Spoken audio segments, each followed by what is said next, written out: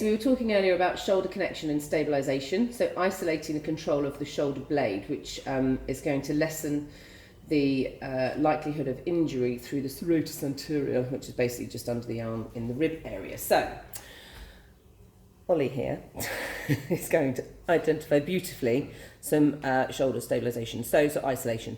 So you can see at the moment he is reached forward slightly, so we're going to emulate the top of the row, okay? So when you're reaching forwards at the end of your stroke, or is that the beginning of your stroke? Beginning. Sorry, beginning of your stroke. So just pull your shoulder blades down for me, Ollie, that's it, and then engage your core and stand beautifully. Lovely. So when you reach forwards into the beginning of your stroke, so reach out as if you're pulling, that's it. Now let the back go into the wall as well. So we don't want you to go that far, right? That's too rounded through your back because now we're trying to stick with the shoulders. So just pull back into position, shoulders down. Lovely. So just release your shoulders forward.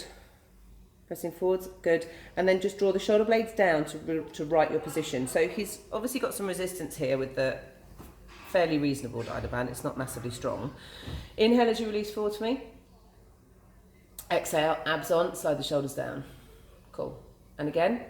So you can see it's a really small movement. He's just trying to connect with that lat connection, that initial connection to draw his shoulder blades down into a good position. So if you start your stroke back, is that the right thing? Back, straight? What do you mean back, sorry? Well, when you're coming back out of the stroke, so that's the top of your stroke, you want to draw the shoulder blades down before you start to pull. Yeah, so after you've drawn your legs, so basically at the catch position, you want your scaps to release, so relaxed round, which is the kind of forward movement that you're talking about, but not over protracting. That's a little bit over protracted, so shoulders down a bit.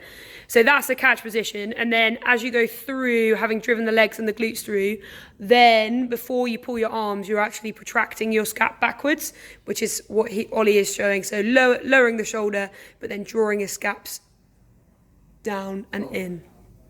Okay, so that's the initial kind of engagement, right? So I can't remember how I said 15 to 20 of those, just reaching forwards, pulling back. If you start against a wall, then you are going to be able to feel what's happening. If your ribs start to press back into the wall as you reach forward, you've gone too far, you've gone out of the shoulders and into your thoracic spine. We don't want to work through your spine because this is just isolation. So, sorry love, back into position. It's quite tiring on the shoulders, isn't it? So the next stage to do, if you turn, can you keep your hands like that, it's up to you. No, that keeps you a better shoulder position if your hands are like that rather than turned out, which is unfortunately what you want to do. So from here, abs on, draw the shoulder blades down and then straight out to either side. So arms are straight. Inhale as you bring them back. Exhale, draw the shoulders down before, just step forward a little bit for me, so give me a little bit more. Yeah. Inhale. Exhale, shoulders down first. Hang on, you've got to get your shoulders down first. So you're doing it all in one movement, okay? So we've got to get that first there. Now straighten. Good. Now, because you want to get more out of the move, you're dropping your arms and you're lifting your shoulders. So if you lift your arms up a little bit for me, well, no, don't, just stay in place. So lift your arms up, drop your shoulders. Lift your arms up.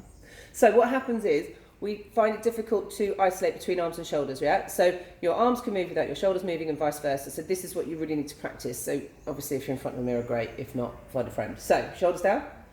Don't drop your arms. Okay, shoulders down. There they are. And open for me. Breathe out. Just a lever movement from the shoulders. So bring it back forwards. So try and keep them up at shoulder height. So shoulders down. That's it. And open. And close, keep the shoulders down, there. So as you're bringing the arms back in front of you, don't let the shoulders come forwards with it, yeah? Does that make sense? Is it just too tiring now? I don't know, I mean it is tiring. Okay, step forward Alex, just a little bit please. That's Alex is our band holder. Okay, he's a professional, he's been called in just for the shoot. Right, now the last variation is the word I'm looking for. So you're going to hold your arms wide, so get the shoulders down, keep the arms at shoulder height but pull wide. Stop. Now just bend at the elbow, pull in. Elbows up, don't drop them.